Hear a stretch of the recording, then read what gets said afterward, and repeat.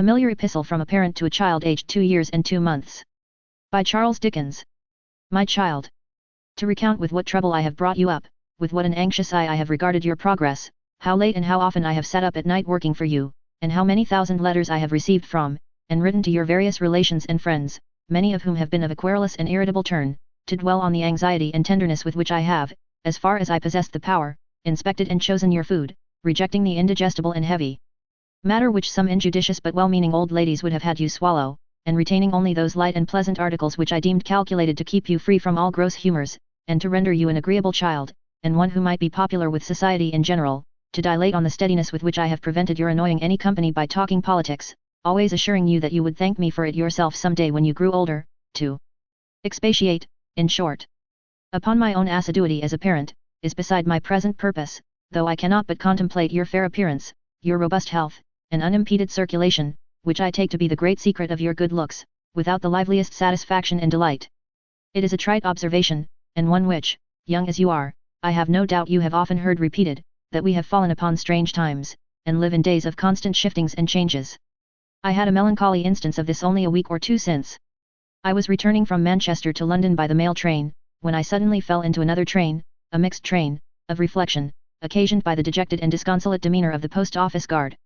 We were stopping at some station where they take in water, when he dismounted slowly from the little box in which he sits in ghastly mockery of his old condition with pistol and blunderbuss beside him, ready to shoot the first highwayman, or railwayman, who shall attempt to stop the horses, which now travel, when they travel at all, inside and in a portable stable invented for the purpose. He dismounted, I say, slowly and sadly, from his post, and looking mournfully about him as if in dismal recollection of the old roadside public-house, the blazing fire, the glass of foaming ale, the buxom handmaid and admiring hangers-on of tap-room and stable, all honoured by his notice, and, retiring a little apart, stood leaning against a signal post, surveying the engine with a look of combined affliction and disgust which no words can describe. His scarlet coat and golden lace were tarnished with ignoble smoke, flakes of soot had fallen on his bright green shawl, his pride in days of yore, the steam condensed in the tunnel from which we had just emerged, shone upon his hat like rain. His eye betokened that he was thinking of the coachman, and as it wandered to his own seat and his own fast-fading garb, it was plain to see that he felt his office and himself had alike no business there, and were nothing but an elaborate practical joke.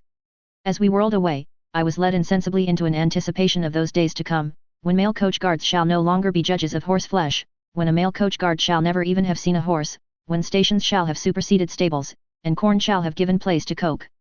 In those dawning times, thought I, exhibition rooms shall teem with portraits of Her Majesty's favourite engine, with boilers after nature by future Landseers.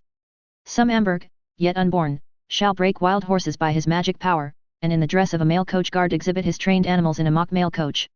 Then, shall wondering crowds observe how that, with the exception of his whip, it is all his eye, and crowned heads shall see them fed on oats, and stand alone unmoved and undismayed, while counters flee affrighted when the coursers neigh. Such, my child, were the reflections from which I was only awakened then, as I am now, by the necessity of attending to matters of present though minor importance. I offer no apology to you for the digression, for it brings me very naturally to the subject of change, which is the very subject of which I desire to treat. In fact, my child, you have changed hands. Henceforth I resign you to the guardianship and protection of one of my most intimate and valued friends, Mr. Ainsworth, with whom, and with you, my best wishes and warmest feelings will ever remain. I reap no gain or profit by parting from you, nor will any conveyance of your property be required, for, in this respect, you have always been literally Bentley's miscellany, and never mine. Unlike the driver of the old Manchester mail, I regard this altered state of things with feelings of unmingled pleasure and satisfaction. Unlike the guard of the new Manchester mail, your guard is at home in his new place, and has roistering highwaymen and gallant desperadoes ever within call. And if I might compare you, my child, to an engine, not a Tory engine, nor a Whig engine, but a brisk and rapid locomotive, your friends and patrons to passengers, and he who now stands towards you in loco parentis as the skilful engineer and supervisor of the whole, I would humbly crave leave to postpone the departure of the train on its new and auspicious course for one brief instant, while, with hat in hand, I approach side by side with the friend who travelled with me on the old road, and presume to solicit favour and kindness in behalf of him and his new charge, both for their sakes and that of the old coachman. Vos.